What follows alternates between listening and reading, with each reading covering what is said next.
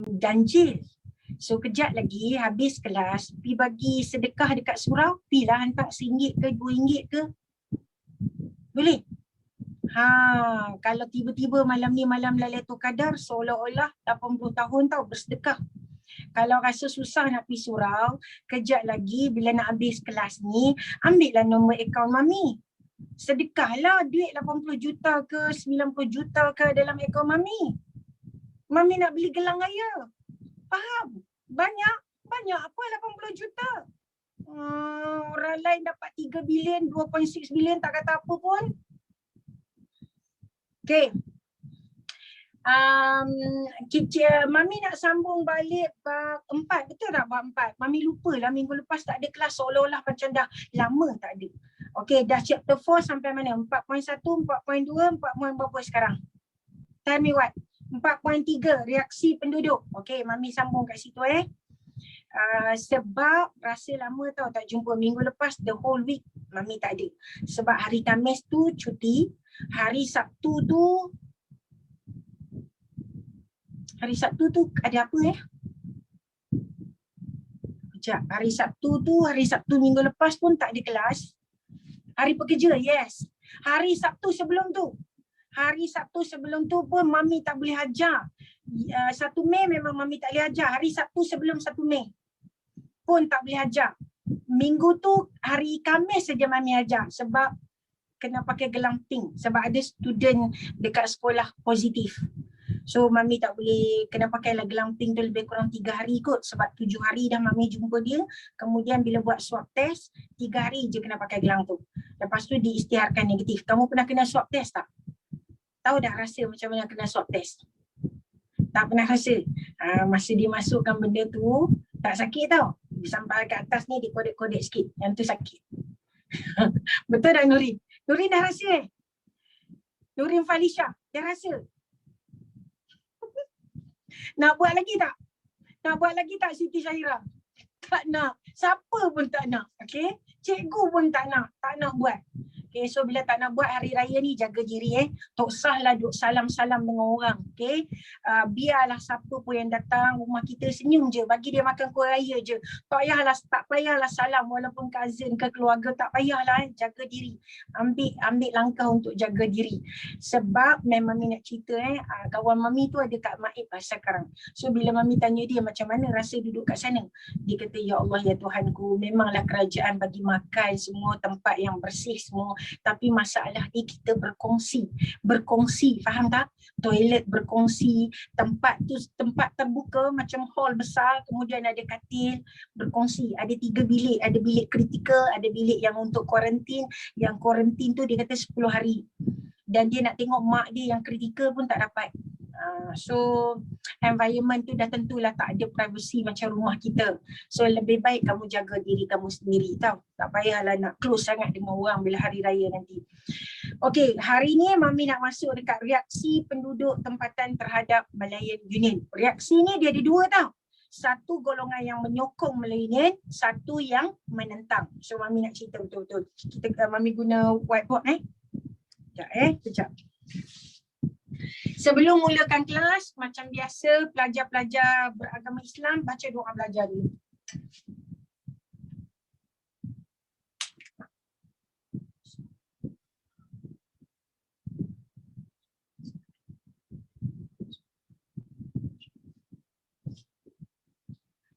Okay, dah baca dah? Dah baca dah? Okay, Mami ubah sekejap. Mami ubah device menghadap ke whiteboard. Sabar tau.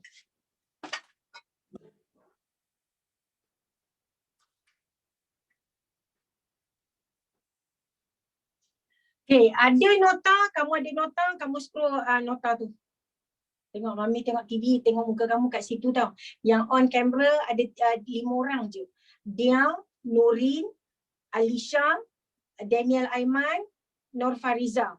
Muhammad Iskandar dia tunjuk gambar makan tak habis.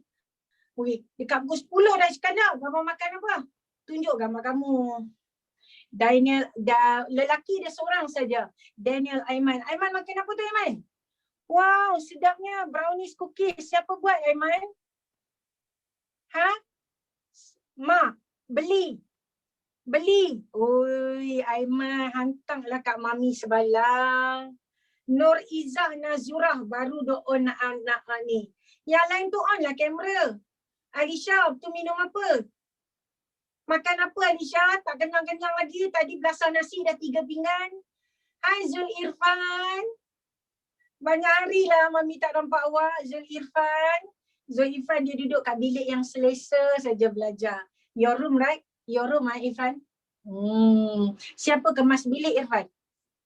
You sendiri ke orang lain? You sendiri? Very good. Dia maksud dia lelaki yang pembersih, yang kemas. Okay. Ni soalan last week, kenapa apa? Tak sempat baca lah Iskandar. Ayat tu panjang sangat lah. Kenapa apa? Sistem raja tak hapus. Oh. Minggu lepas. Siapa tanya soalan tu ke mami yang buka soalan tu untuk ditanya? Kenapa sistem raja tak dihapus? Sebenarnya jawapan kamu tu very complete, ada dekat silibus tingkatan 5. Tapi mami jawab dulu. Kenapa sistem raja tidak dihapuskan? Okey, bila kita merdeka pada tahun 1957, 31 Ogos 1957 tu, bila kita merdeka, kita memilih satu bentuk sistem pemerintahan yang British cadangkan pada kita mengikut model Westminster, iaitu sistem pemerintahan bentuk demokrasi. Kita tidak lagi boleh mentadbir mengikut dulu. Dulu kita mengamalkan pemerintahan tradisional. Maksudnya sebelum negeri-negeri di Tanah Melayu dijajah, kita mengamalkan sistem pemerintahan tradisional iaitu diperintah oleh raja-raja yang berkuasa mutlak. Waktu tu raja memegang kuasa. Rajalah yang melantik pembesar, rajalah yang menentukan undang-undang, rajalah yang menentukan segala-galanya. Maksudnya raja berkuasa mutlak. Rakyat tidak ada hak untuk bersuara, rakyat tidak ada kesempatan untuk berpeluang untuk mentadbir negara sebab sistem pentadbiran negara running lead by raja-raja dan raja yang melantik pembesar. Itu dipanggil sistem pemerintahan raja berkuasa mutlak. Bila kita dijajah, kita mengikut sistem pemerintahan barat, sebab kita dijajah oleh British. Yang pasal Portugis dengan Belanda tu kita ketepikan sebab mereka cuma ambil Melaka. Yang kita nampak pemerintahan atau sistem pemerintahan barat apabila kita dijajah oleh British. Semua negeri-negeri di Tanah Melayu dijajah oleh British. Bila British mentadbir, mereka mengamalkan sistem pemerintahan yang diketuai oleh mereka. Semua pegawai-pegawai British mentadbir negeri-negeri di Tanah Melayu. Walaupun waktu tu raja dan pembesar masih ada, tetapi raja dan pembesar tidak diberi kuasa dalam pentadbiran. Hilang kuasa terus dalam pentadbiran. Raja dan pembesar cuma berkuasa dalam mengawal adat Melayu dan agama Islam. Selebihnya, walaupun raja masih kekal menjadi ketua negeri, tetapi raja dan pembesar tidak lagi berkuasa dalam pentadbiran atau mengutip cukai. Hilang terus. Bila kita merdeka, waktu tu kamu kena ingat, masa kita merdeka adalah selepas peristiwa Perang Dunia Kedua. Okay? Selepas Perang Dunia Kedua, ni mami terang dulu tahu supaya dia faham. Okay. Selepas Perang Dunia Kedua, untuk pengetahuan Iskandar, negara-negara di dunia terbahagi kepada 2 blok politik. Okay. Sebab selepas Perang Dunia Kedua, berkembangnya ideologi politik kapitalisme dan ideologi politik komunisme. Okay. Dia ada 2. Satu kapitalis, okay. Satu politik kapitalis, satu lagi politik komunis. Komunisme. Okay. Berkembang 2 politik ni, berkembang 2 ideologi politik ni selepas Perang Dunia Kedua. Contoh semasa Perang Dunia Kedua, Rusia mula menukarkan nama negara dia kepada USSR, United Soviet Socialist of Republic. Bila sebut sosialis, bermaksud Rusia mula menjadi negara komunis ketiga pemerintahan Lenin dan Stalin. Dan Rusia kekal menjadi ketua negara komunis selepas Perang Dunia Kedua. Maka Rusia mengetuai blok komunisme ataupun blok timur. Okay, dipanggil blok dipanggil blok komunis ataupun blok timur. Dan US menjadi negara yang mengetuai blok kapitalis atau blok barat. Okay, US menjadi ketua kepada blok kapitalis ataupun blok barat. Kedua-dua blok ini mereka bersaing untuk menyebarkan ideologi politik komunis dan ideologi politik kapitalis. Ideologi politik kapitalis adalah mementingkan pemerintahan secara demokrasi. Dan ideologi politik komunisme maksud dia sistem pemerintahan yang diketuai oleh parti komunis. Rakyat tidak berhak mengumpul harta, semua kekayaan negara adalah milik parti komunis. Itu adalah parti politik komunis. So antara negara yang mengetuai komunis waktu tu contohnya Rusia, China dan Jerman Timur. Okay? Jerman selepas kalah dalam Perang Dunia Kedua, dia terbahagi kepada dua. Jerman Timur komunis, Jerman Barat kapitalis. Okey, sebab tu last time dia dibina tembok Berlin untuk memisahkan Jerman Timur dan Jerman Barat. Jerman Timur komunis, Jerman Barat kapitalis. Dan kita waktu tu dijajah oleh British. British atau Britain ni, Britain, Perancis, Australia semua duduk dalam blok kapitalis. Dan bila kita dimerdekakan oleh Britain atau British, maka mereka mengesyorkan kepada kita untuk mengikut sistem politik demokrasi yang menjadi perjuangan blok kapitalis. Okay? Dan kita menerima cadangan Britain tu. Kita memilih, nanti kamu akan belajar dalam bab 5, bab 6 macam tu lah, bab 6, bab 7 macam tu. Sebab bab 6 kamu belajar tentang komunis, bab 7 nanti kamu belajar tentang pembentukan negara kita. Bila British memerdekakan kita, maka kita memilih blok kapitalis. Kita dah tentu tak menyokong blok komunis sebab kita telah menghadapi 12 tahun tempoh darurat yang penuh dengan penderitaan, yang penuh dengan huru-hara dan banyak kematian akibat keganasan komunis. Jadi bila kita merdeka, dah tentu-tentu kita tidak akan menyokong blok komunis. Kita menyokong blok kapitalis, iaitu memilih sistem pemerintahan bentuk demokrasi. Sistem pemerintahan bentuk demokrasi ni maksud dia rakyat diberi hak untuk memilih pemimpin. Macam kita sekarang. Bagaimana hak tu kita dapat? Apabila kita boleh memilih pemimpin melalui pilihan raya. Okay, hak kita. Kalau sekarang kamu rasa, kenapa ya cikgu pemimpin di Malaysia rasuah? Kenapa pemimpin di Malaysia tidak menjaga kebajikan rakyat? Bukan salah diorang, salah kita sebab kita yang memilih dia. Apabila kita diberi hak untuk mengundi pada umur 21 tahun, maka hendaklah kita memilih pemimpin yang berwibawa, memilih pemimpin yang bersih, yang menjaga kebajikan rakyat, yang track record dia very smart. Jangan lagi pilih pemimpin yang terpalit dengan kes-kes jenayah atau terpalit dengan masalah integriti diri yang tidak amanah. Faham? Sebab hak tu kita dapat. Sebab tu bila time mengundi, pilihlah mengundi. Jangan lepaskan peluang untuk mengundi. Okey, bila kita merdeka, kita pilih sistem pemerintahan bentuk macam ni. Bila kita pilih sistem pemerintahan dari blok kapitalis ni, bermaksud sistem pemerintahan bentuk demokrasi. Tetapi kita berbeza. Negara kita sedikit berbeza berbanding dengan negara lain. Contoh kalau kamu bandingkan Malaysia dengan Singapura. Singapura adalah demokrasi republik di mana ketua pemerintahan dia adalah presiden. Presidenlah ketua negara, presidenlah ketua pentadbir negara. Bermaksud presiden adalah lelaki pertama. Sebab tu isteri dia akan dipanggil wanita pertama. Tetapi di negara kita, bila kita merdeka, kita pilih sistem demokrasi. Tetapi kita masih mengekalkan raja. Okey, so Iskandar tanya cikgu, kenapa cikgu kita kena maintain raja? Kenapa kita perlu babitkan raja? Sebenarnya macam ni Iskandar. Negeri-negeri Melayu wujud sebab adanya raja. Untuk pengetahuan Iskandar macam ni bila dulu ada raja, okay, kemudian ada rakyat yang respect kepada raja tu, maka kawasan ni wujud menjadi sebuah kerajaan Melayu. Okay, menjadi sebuah kerajaan Melayu walaupun kecil. Contoh kerajaan Larut, kerajaan Bernam, kerajaan Gangga Negara, kerajaan Kedah Tua. Kenapa dia wujud? Sebab adanya raja dan adanya rakyat yang menghormati raja ni. Raja ni akan memberi jaminan keselamatan, akan melindungi rakyat dia dan sebagai tanda terima kasih rakyat, maka rakyat akan say thank you dengan memberi kesetiaan. Bermaksud kerajaan Melayu, kerajaan di alam Melayu dahulu wujud sebab adanya raja. Faham tak Iskandar? So, kita tak boleh melupakan sejarah. Kita tak boleh menolak, kita tak boleh menafikan peranan raja. Sebab dengan adanya raja lah dulu wujudnya kerajaan di alam Melayu. Faham? Okey, itu yang pertama. Yang kedua, setelah negara kita dijajah oleh Barat, Barat juga tidak membuang raja. Even semasa British mentadbir negara kita, British tidak membuang raja. Mereka tidak menyingkirkan raja. Raja-raja Melayu atau Sultan Melayu masih mengetuai negeri, cuma mereka hilang hak dalam pentadbiran. Tetapi peranan mereka, kedudukan mereka sebagai Sultan Perak, sebagai Sultan Selangor, sebagai Sultan Pahang, still there. Faham?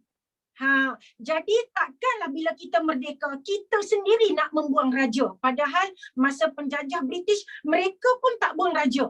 Semasa pemerintahan Jepun pun mereka tak buang raja. Kedudukan raja masih di situ, masih menjadi ketua negeri-negeri. Cuma peranan mereka hilang. Mereka tidak lagi berkuasa penuh. Mereka tidak lagi boleh mentadbir secara sewenang-wenangnya sebab kuasa pentadbiran dipegang sepenuhnya oleh penjajah. Jadi masa kita merdeka, kita juga mengekalkan raja-raja. Tetapi disebabkan kita mengingati peranan raja dulu yang menjaga orang Melayu, yang menjaga kebajikan rakyat. Sampai orang Melayu tidak pernah membantah raja sebab mereka nampak peranan raja. Mereka nampak raja menjaga rakyat. Mereka nampak raja melindungi rakyat. Maka mereka sangat taat dan setia kepada raja. That's why mengingati benda tu, maka kita mengambil langkah untuk bila kita merdeka, kita pilih sistem pemerintahan demokrasi. Tetapi kita mengekalkan raja. Bila kita mengekalkan raja, cuma satu saja. Raja tersebut tidak lagi boleh berkuasa mutlak. Raja tersebut tidak boleh lagi conquer kuasa dari A to Z. Cannot. Raja yang kita kekalkan ni mestilah mentadbir mengikut konsep perlembagaan, iaitu raja berperlembagaan. Faham tak Iskandar? Maksud dia raja tak boleh buat sesuka hati.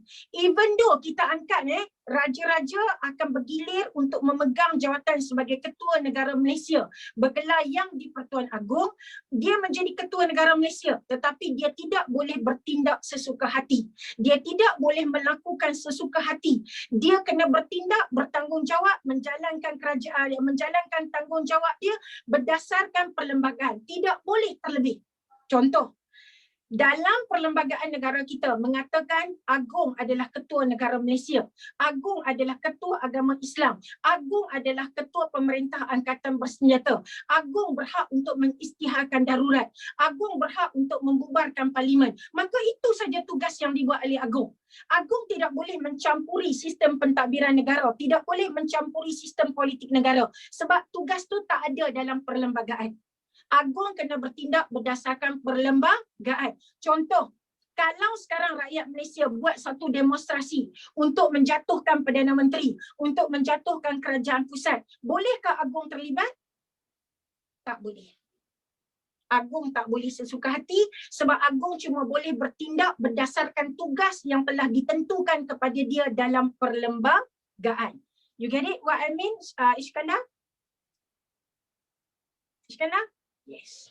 So faham kenapa kita kekalkan pemerintahan raja-raja? Kita masih kekalkan sebab kita menghormati kerajaan Melayu dulu wujud sebab ada raja. Tetapi mereka tidak lagi boleh berkuasa mutlak. Mereka perlu bertindak, perlu melaksanakan tanggungjawab berdasarkan perlembagaan.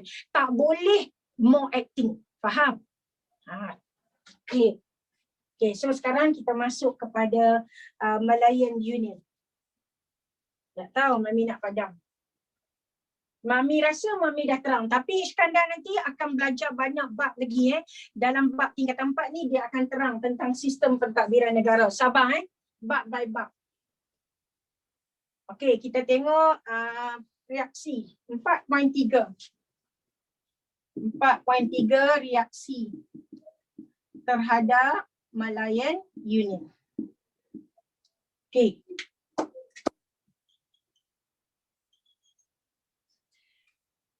Macam cikgu bagi tahu, macam Mami bagi tahu, Malayan Union itu diperkenalkan oleh British pada 1 April 1946. Malayan Union itu menggantikan pentadbiran tentera British atau menggantikan British Military Administration. British memperkenalkan pentadbiran tentera itu sekejap saja sebab nak menamatkan kekacauan yang dibuat oleh PKM dan MPAJA. Selepas BMA ataupun PTB mentadbir Tanah Melayu berdapat mengawal huru-hara yang dicetuskan oleh PKM dan MPAGA, maka akhirnya British menukarkan pentadbiran Tanah Melayu kepada Malayan Union. Mami dah terang dah kelas 2 minggu yang lepas.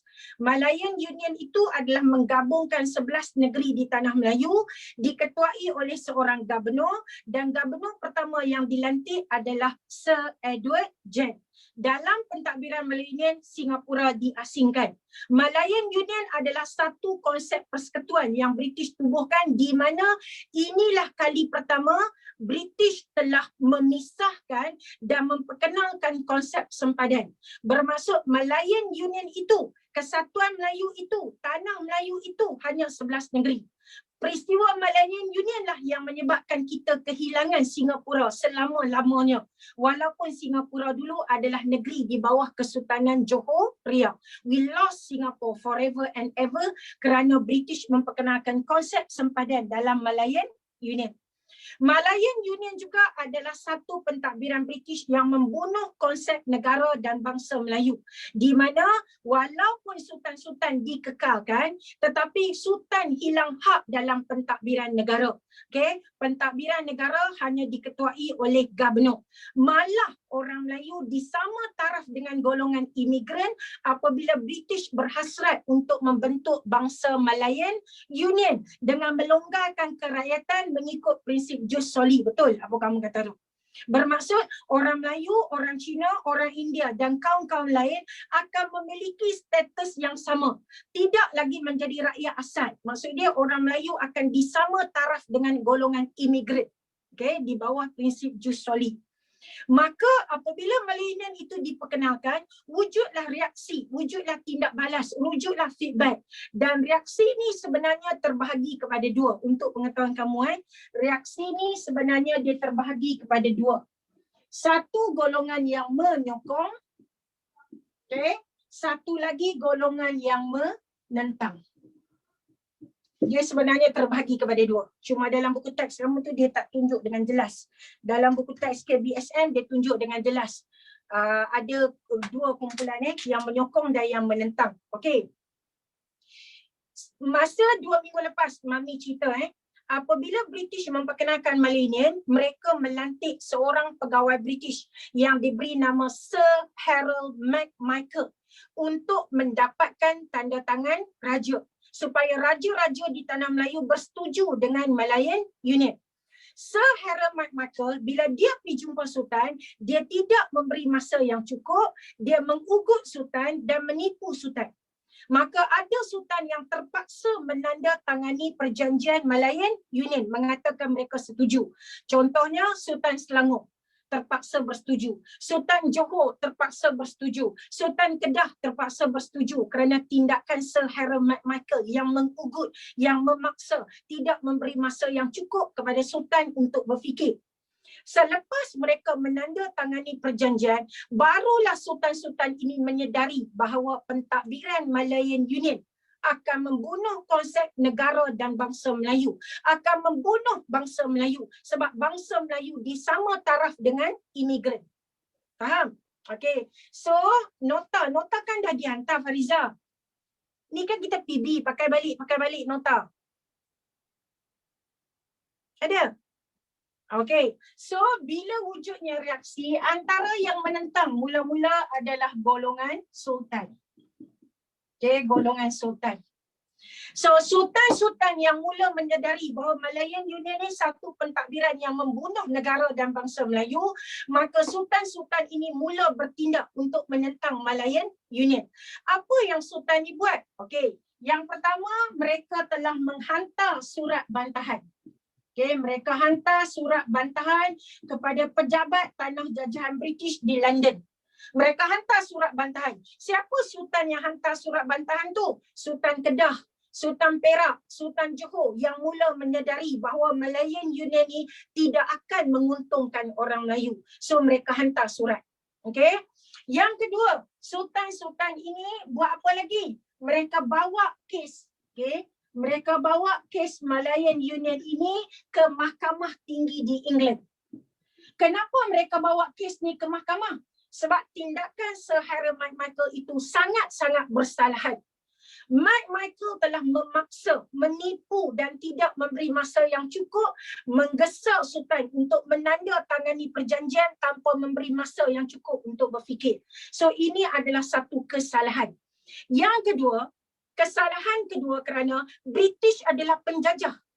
Dia tidak berhak untuk memaksa Sultan. Mereka tidak berhak untuk mengambil seluruh pentadbiran tanah Melayu. Mereka tidak berhak untuk menentukan konsep pentadbiran tanah Melayu. That's why Raja-Raja Melayu ini membawa kes ni ke mahkamah tinggi di England. Faham Dia bawa mahkamah. Sebab tindakan British yang memaksa Sultan ni pun dah salah. Tindakan British untuk ambil seluruh negeri tanah Melayu pun dah salah. Tindakan British yang melantik gubernur, melantik orang dia untuk mengetuai pentadbiran di tanah Melayu ni pun dah salah. Memang salah. Okey. Yang ketiga, okey, Sultan-Sultan ini menyokong Kongres Melayu. Okey, apa dia menyokong Kongres Melayu ni? Okey, macam ni Kongres Melayu ni adalah satu perhimpunan orang Melayu secara besar-besaran. Okay? Waktu tu orang Melayu mula berkumpul. Orang Melayu tua, muda, kecil, besar, lelaki, perempuan, rakyat biasa, pembesar, raja, semua berkumpul. Kongres Melayu ni dibuat 2 kali tau. Dibuat 2 kali. Bila Kongres Melayu ni dibuat, okay, pertama dia buat pada 1 hingga 4 April. 1 hingga 4 Mac 1946. Okey, dia buat sebulan sebelum Millennium. Sebab Millennium tu diisytiharkan pada 1 April. Kemudian mereka buat pula kongres yang kedua. Yang kedua ni yang pertama yang pertama. Yang kedua dibuat pada 30 hingga 31 Mac 1946. Okey? Orang Melayu berkumpul 2 kali. Kongres ni maksud dia orang Melayu dari segenap pelosok negara. Dari Perlis sampai ke Johor. Orang tua, muda, kecil, kanak-kanak, dewasa, lelaki, perempuan, rakyat biasa, raja-raja semua berkumpul. So dipanggil kongres. Dalam kongres yang pertama ni, okay, kongres pertama ni, orang Melayu akhirnya menubuhkan UMNO. Okay. 41 buah persatuan Melayu bergabung membentuk sebuah parti politik Melayu yang pertama, iaitu UMNO. UMNO lah yang menyedarkan orang Melayu, yang melaungkan semangat nasionalisme, mengajak orang Melayu menentang Malayan Unit. Sebab UMNO ditubuhkan dalam Kongres Melayu yang pertama. Okay. Dalam Kongres Melayu yang kedua, apa yang mereka buat? Waktu ni mereka memulaukan Hari Malayan Unit. Memulaukan Hari Malayan Unit. Pada Hari Malayan Unit diisytiharkan, iaitu pada 1 April 1946, Sir Edward James and the gang dan pegawai-pegawai British berdiri dekat Padang Kelab di Raja Selangor atau sekarang Dataran Merdeka. Tapi waktu tu mereka melihat tidak ada orang Melayu yang datang.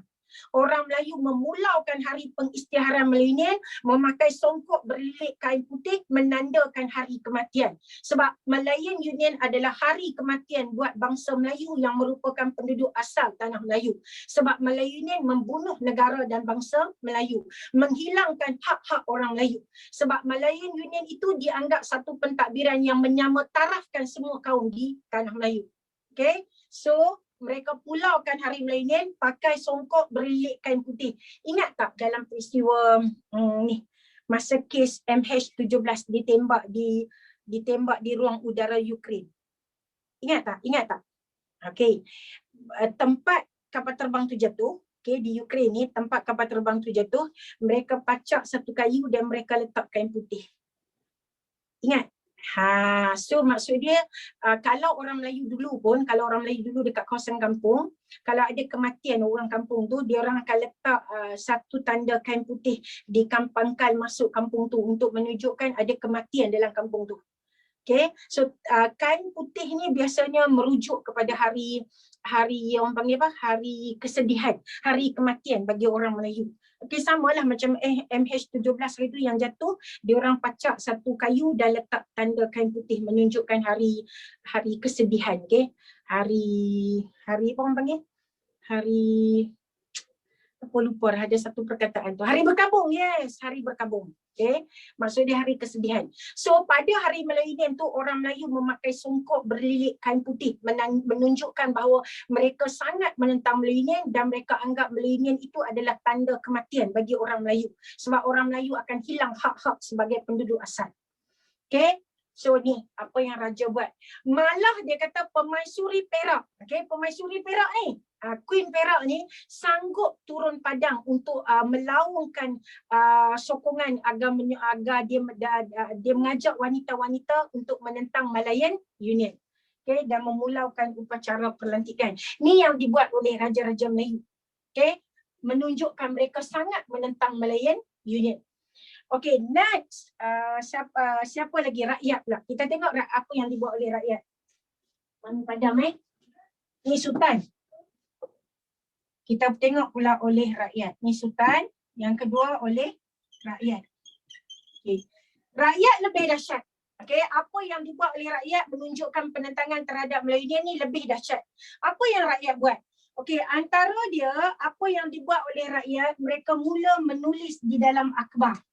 Okay. Bagi golongan intelektual Melayu, mereka menulis di dalam akhbar. Antara akhbar yang ditulis yang menyedarkan orang Melayu agar bangkit menentang Melayu adalah akhbar Utusan Melayu. Hati-hati selalu keluar dekat objektif. Utusan Melayu, Warta Negara dan Majlis. Tandakan nama akhbar tu. Tandakan nama akhbar. Sebab nama akhbar selalu keluar dekat soalan struktur dan soalan objektif. Watch out. Okay. Kemudian selain daripada tu, golongan intelektual Melayu seperti Datuk On Jaafar, Datuk Nik Ahmad Kamil sanggup turun padang bertemu dengan rakyat. Contoh golongan pentadbir Melayu. Pentadbir Melayu seperti Datuk On Jaafar. Kamu tahu tak, Datuk On Jaafar ni, dia anak seorang pegawai daerah. Jadi sebagai anak seorang pembesar Melayu, Datuk On Jaafar berpeluang untuk mendapat pendidikan di sekolah Inggeris. Sebab tu Datuk On Jaafar mengetahui tentang sikap British yang nak memperbodohkan orang Melayu dan nak menguasai kekayaan ekonomi tanah Melayu.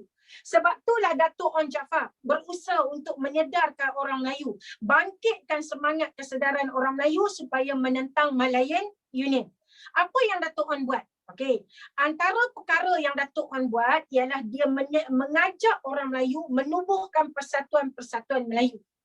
Okey, dia suruh orang Melayu menubuhkan persatuan-persatuan Melayu.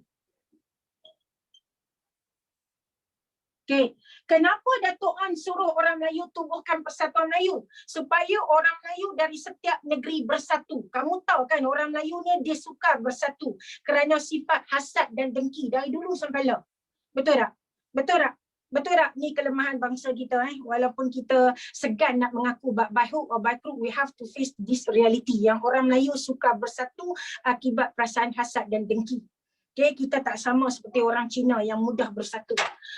Okey, Datuk On Jaafar menggalakkan orang Melayu dari setiap negeri menubuhkan persatuan-persatuan Melayu negeri. Contohnya, Persatuan Melayu Selangor, Persatuan Melayu Kedah, Persatuan Melayu Perak, Persatuan Melayu Johor mula ditubuhkan bila Datuk On suruh. Sebab nak menyatukan orang Melayu dari setiap negeri agar mereka buat demonstrasi untuk menentang Malayan Union. Ini usaha yang Datuk On Jaafar buat. Okey, selain daripada tu, okey, apa yang dibuat oleh rakyat biasa, contohnya mereka buat demonstrasi aman. Okey, demonstrasi aman ni maksud dia rakyat sanggup berkumpul beramai-ramai. Bawa spanduk berkumpul di tepi jalan ramai-ramai menunjukkan tanda protes bahawa orang Melayu tidak dapat menerima Malayan Union. Contoh antara demonstrasi aman ni ketiga di Kedah.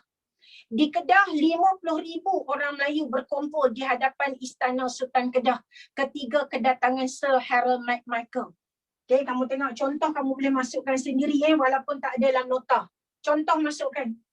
Contoh Mami cakap apa? Di Kedah 50,000 orang Melayu berkumpul di hadapan Istana Sultan Kedah untuk menentang kedatangan Sir Harold Michael. Ini demonstrasi aman. Maksudnya mereka tak cetuskan keganasan, tak guna senjata, tetapi mereka demonstrate. Mereka berdiri ramai-ramai bawa spanduk menunjukkan tanda protes bahawa Malayan unit itu ditentang keras. Okey, nampak tak? Di Kedah. Sekejap, Mami turunkan sikit. Aduh. Nampak di Kedah ni. Mami bagi ni. Di Kedah, 50,000 orang Melayu buat demonstrasi di hadapan Istana Sudan Kedah. Tulis bagi penuh. Mami malas. Malas. Tak tahulah kenapa sejak. Memang sifat malas menulis ni bukan Mami baru dapat tau. Sifat ni sejak darjah 1. Dulu cikgu dengan mak, arwah mak duk ketuk jari suruh tulis. Mami malas. Dia dalam diri kita mesti ada sifat kelemahan juga kan. Kepimpinan melalui teladan. Iskandar, janganlah. Awak kena rajin. Jangan tiru sifat buruk Mami. Mami ada sifat buruk tetapi Mami pendengar yang setia. Masa cikgu tu ajar Mami fokus. Cuma Mami malas tulis. Okey? Ni. Nak padam. Mami padam. Mami tukar pula ke atas. Padam Boleh tak padam? Kotlah kami malas tulis boleh sejak. Jangan duk kotlah nak. Jangan duk tiru perangai Mami. Mami macam ni. Kelemahan Mami ialah Mami malas tulis. Tapi Mami ada satu kelebihan ialah Mami dengar, Mami boleh elaborate idea tu. Kita kena tahu kelemahan kita dan kelebihan kita. Kalau kelemahan kamu malas baca buku, bermaksud kamu kena fokus bila guru tu mengajar. Sebab malas baca. Betul? Cikgu pun dulu malas baca. Cikgu malas baca, cikgu malas menulis dulu. Padam Padam Okey. Sebab tak muat. Okey, kita tengok pula apa lagi yang rakyat buat. Untuk menunjukkan tanda penentangan. Tulis dekat nota kamu tu. Okay, make sure nota kamu tu ada additional material yang kamu masukkan. Jangan duk asyik nota tu bersih saja. Macam mana Mami bagi dari awal sampai nak ambil SPM, nota tu duk bersih cantik je. Bermaksud you not useful benda tu tak useful pada kamu. Okay, kamu hanya print out lepas tu macam tu je. Tak mau. Makan apa Alisha? Tak henti makan. Nyap, kunyah. Sakit hati pula aku tengok kan. Dah lah cikgu tak boleh makan. Makan mak. Florentine. Mami paling suka lah biskut Florentine tu. Esok rasanya Mami nak kena pergi cari bahan lah nak buat. Duk beli habis. Makan macam belas saka. Makan. Macam Alisha lah tak boleh habis makan. Alisha dah nak tutup mulut. Tak apalah janji kurus. Yang penting kurus. Yang penting happy. Tak kacau orang. Betul tak Alisha? Okay, next. Apa lagi yang rakyat buat Kita tambah lagi. Apa lagi yang rakyat buat ni? Selain daripada buat demonstrasi, selain daripada menulis dalam akhbar, selain daripada golongan pentadbir Melayu berjuang, apa lagi yang dibuat? Rakyat telah menjemput dalam nota Mami tak tahulah ada ke tidak. Rakyat telah menjemput 2 orang wakil Parlimen British.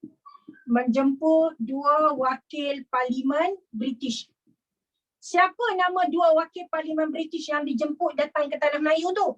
Nama dia David Rees-William dan LD Gammon. Tambah Kalau tak ada kat nota tambah. Rakyat Tanah Melayu ni sanggup jemput 2 wakil Parlimen British untuk mendatang tengok sendiri bagaimana orang Melayu tak suka Melayu Union. Bagaimana orang Melayu protes dan menentang Malayan Union. Supaya geng ni tengok sendiri. Okay. Selain daripada tu, apa lagi yang dibuat oleh rakyat Tanah Melayu? Mereka telah menubuhkan Kongres Melayu. Yang tadi cikgu dah terang ni. Kongres Melayu tu ada 2. Kongres Melayu yang pertama dan Kongres Melayu yang kedua. Kongres Melayu yang pertama, UMNO ditubuhkan. Hasil gabungan 41 buah Persatuan Melayu. Kongres kedua, orang Melayu telah membuat pemulauan terhadap Hari Malayan Union. Dan tadi Mami cerita hari ni. Okay. Lagi apa yang orang Melayu buat lagi? Orang Melayu buat bantahan dari kaum wanita. Nampak Kaum wanita pun sanggup berjuang tau. Tangan yang menghayun buayan mampu menggoncang dunia. Hampa jaga anak lelaki. Sekarang ni kamu nampak budak perempuan kat Malaysia ni lagi advance tau. Advance dalam segenap segi. dalam pendidikan, dalam social problem. Semua advance. So kamu hati-hati yang wahai lelaki-lelaki di Malaysia, anak-anak lelaki, kamu semakin ditenggelamkan oleh wanita. Okey. Bantahan wanita ni contohnya yang dibuat oleh Halimatul Majid, okey. Next Prime Minister mesti wanita. Tak tahu lagi. Kalau menteri kabinet tu ramai wanita atau ada ahli kabinet, ada menteri yang sangat berkaliber, maka dia boleh dicadangkan untuk pegang jawatan sebagai menteri kanan dulu. Menteri kanan dulu atau timbalan Perdana Menteri dulu. Dia tak boleh terus jadi Perdana Menteri, tak boleh. Tapi ada negara yang mencatatkan apabila wanita menjadi Perdana Menteri, maka kerja dia lebih teliti. Contoh New Zealand. Betul? Contoh New Zealand. Kadang-kadang orang perempuan ni dia teliti, cuma orang perempuan ni dia emo kan? Sikit-sikit merajuk, sikit-sikit sentap, sikit-sikit merajuk, sikit-sikit sentap, merajuk tak tentu pasal lempang bisu 4 minggu kan? Ada? Kamu ada tak kawan yang kaki sentap? Kamu suka tak kawan dengan orang yang sentap? Tak suka kan? Sikit-sikit sentap, melawak kasar sikit sentap, melawak kasar sikit muka 70 km munjung. Sakit betul hati. Cikgu tak suka tau, ada pula ni, kenapa cikgu tak suka? Sebab kadang-kadang cikgu perhati perangai anak cikgu ni seorang perempuan. Cikgu ada 2 anak seorang perempuan. Yang perempuan tu kadang-kadang suka sangat sentap. Kadang-kadang cikgu cakap, please wake up. Duk sentap juga, nanti dia hilang kawan. Orang mana nak kawan dengan kaki sentap ni? Sikit majuk, sikit sentap. Who are you? Kan? Who cares about you sentap? Nampak? Nampak? Even dekat anak cikgu cakap tau. If you sentap, who cares? Are you orang kaya? Kalau you orang kaya, orang peduli, orang angkat you sampai tinggi langit. Tapi kalau you miskin, you sentap, siapa nak peduli? You hodoh, you miskin, you tak ada ilmu, you tak ada apa-apa, dan you sentap, who cares? Right? Lainlah kalau kaya. Ada 7 banglo, ada 7 gunung mas. Okey, bantahan wanita ni kalangan rakyat Dan okey, mari cikgu cerita sikit golongan yang menyokong. Dalam buku teks kamu tak ada tau. Dia guru kasar, boleh kita tak boleh. Apa benda tu? Dia guru kasar. Apa dia cakap apa? Gurau. Oh, dia gurau kasar. Yelah, dia gurau kasar boleh. Duk panggil kita, apa do? Do tu kan bodoh. Betul. Kadang-kadang kawan kamu cakap, apa do? Kamu pun kata tak ada apa-apa. Kenapa kamu mengaku? Do tu adalah singkatan daripada apa bodoh? Macam tu. Betul tak? Betul tak? Kadang-kadang kawan kamu cakap apa do? Kamu pun cakap tak ada apa-apa. Kamu mengakulah tu dia cakap apa bodoh? Macam tu.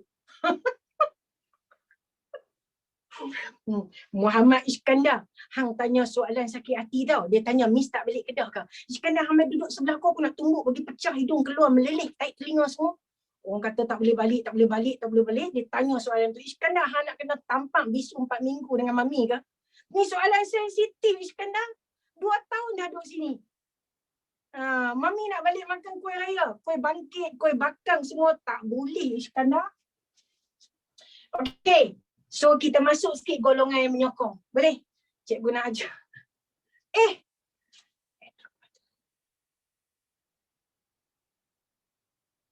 Drop. Kejap kamu nampak tadi? Tak nampak? Okey. Cikgu cerita sikit yang menyokong. Boleh tak yang menyokong? Cikgu padam yang ni Okey, walaupun majoriti orang Melayu dan raja-raja Melayu menentang Melayinian, ada juga yang sokong tau. Jangan tak tahu ada orang yang sokong Melayinian. Siapa yang sokong Melayinian ni? Yang pertama adalah golongan Melayu radikal. Ing tak berapa ada lah. Okey, Ing pempuasa tau. Golongan, ambil tulis ni lah. Golongan Melayu radikal. Tahu tak siapa dia golongan Melayu radikal ni? Tahu tak siapa dia golongan Melayu radikal? Cikgu, dekat Sarawak ada tak Melayinian? Tak ada. Dekat Sarawak tak ada Melayinian. Tetapi di Sarawak ada penentangan rakyat Sarawak kerana Sarawak diserahkan oleh Bina Brook kepada kerajaan British. Nanti Mami cerita.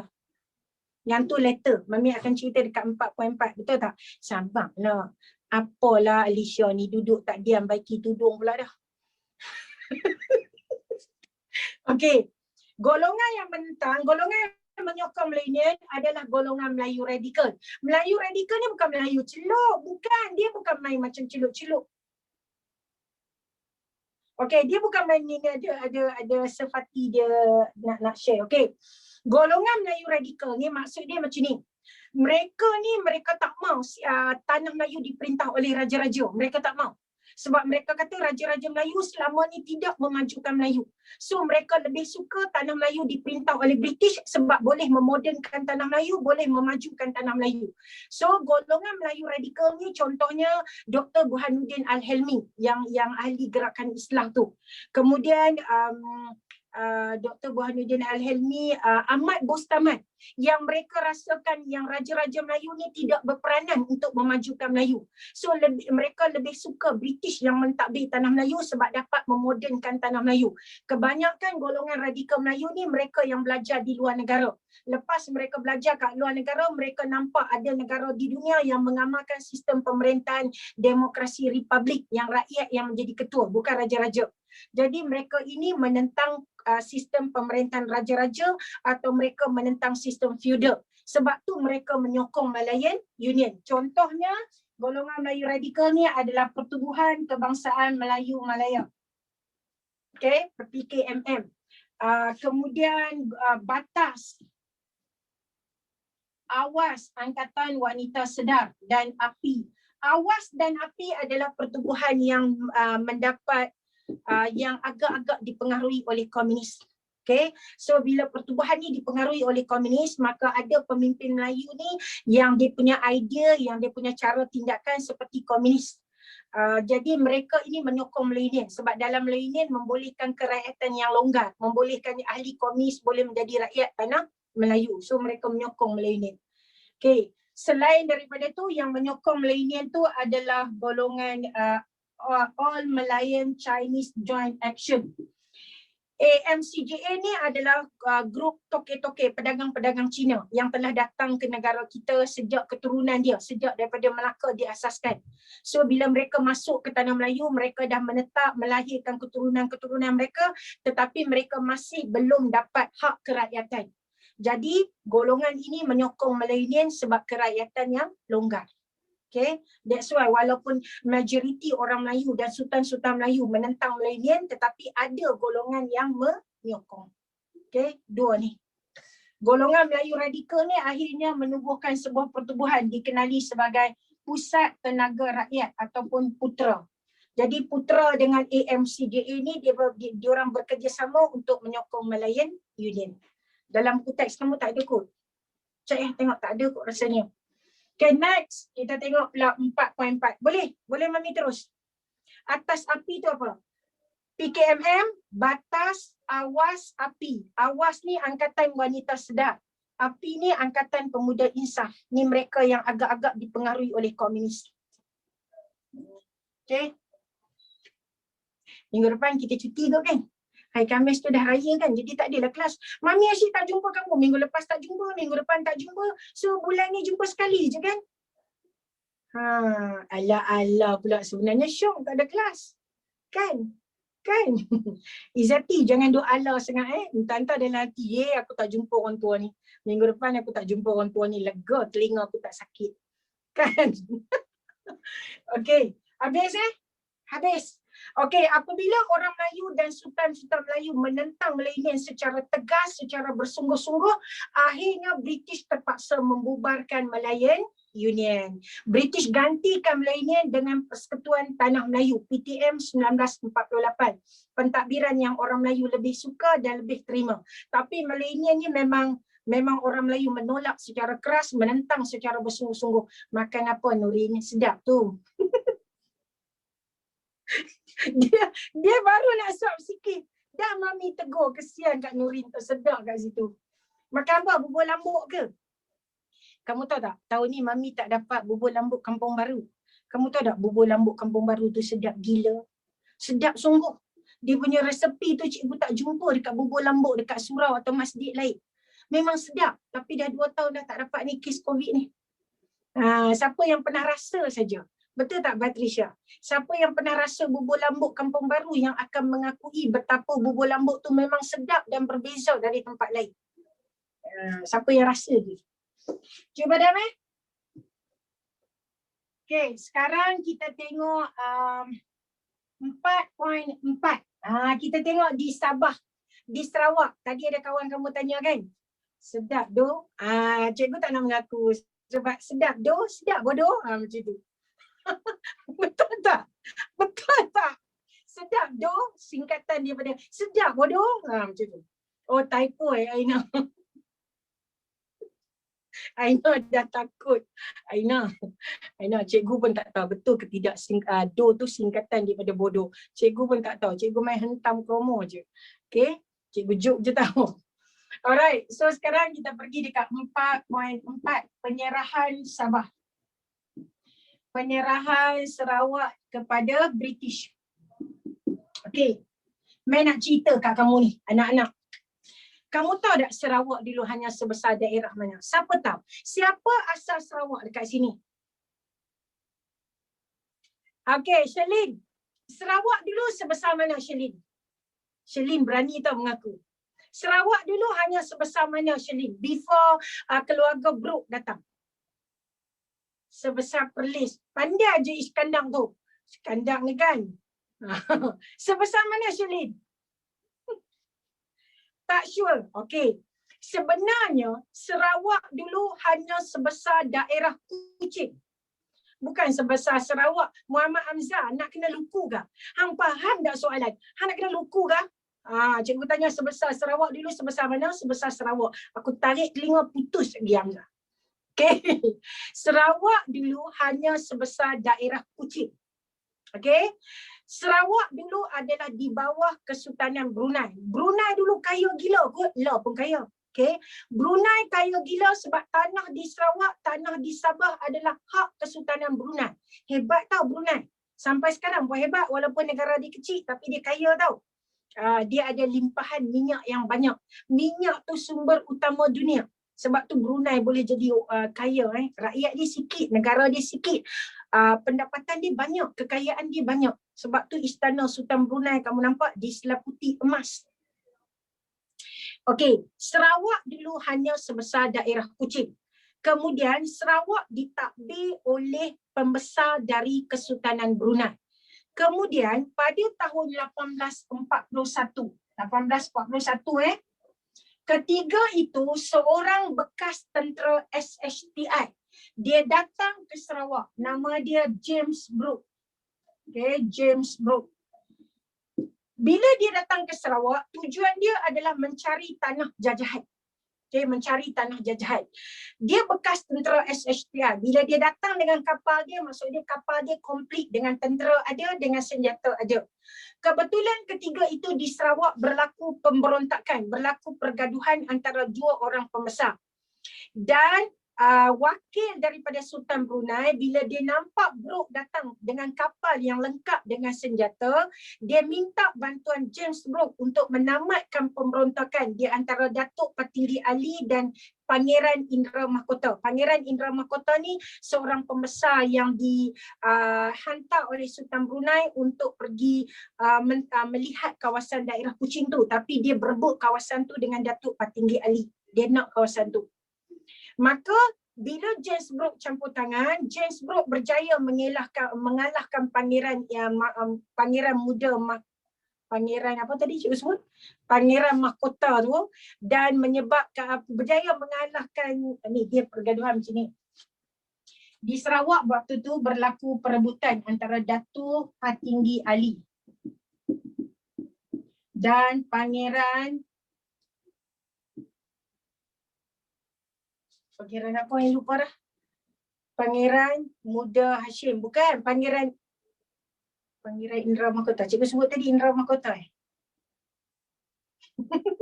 Pangeran. Tak ingat. Cikgu tak mau sebut, takut salah. Okey, dua ni bergaduh. Maka seorang wakil Sultan Brunei iaitu Pangeran Muda Hashim. Pangeran Muda Hashim dihantar oleh Sultan Brunei untuk menamatkan pemberontakan ni, dua-dua ni. Pangeran Muda Hashim dia minta bantuan dengan Brooke sebab dia nampak Brooke datang dengan kapal yang lengkap dengan senjata. So bila Brooke berjaya menamatkan pemberontakan dua orang ni, Brooke minta supaya dia ditabalkan menjadi raja Kuching. Maksud dia yang akan jadi pentadbir di daerah Kuching. Maka akhirnya Pangeran Muda Hashim dan Sultan Brunei terpaksa melantik James Brooke sebagai sultan ataupun pemerintah di daerah Kuching. Bergelar Raja Putih lah, Raja Putih sebab dia orang putih. Faham? Okey, sejak tu James Brooke telah meluaskan kuasa sampai dapat hingga ke sempadan Sabah. Jadi negeri Sarawak tu jadi sebesar macam sekarang di bawah penjajahan Brooke. Ada 3 orang Brooke lepas James Brooke, Charles Brooke. Lepas Charles Brooke, Vaina Brooke. Ada 3 keturunan keluarga Brooke ni yang mentadbir Sarawak selama 100 tahun. Okey, Brooke. Muhammad kata, betul lah tu.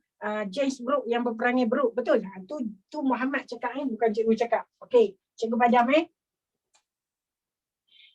Okey, selepas James Brooke, Sarawak diperintah pula oleh Charles Brooke.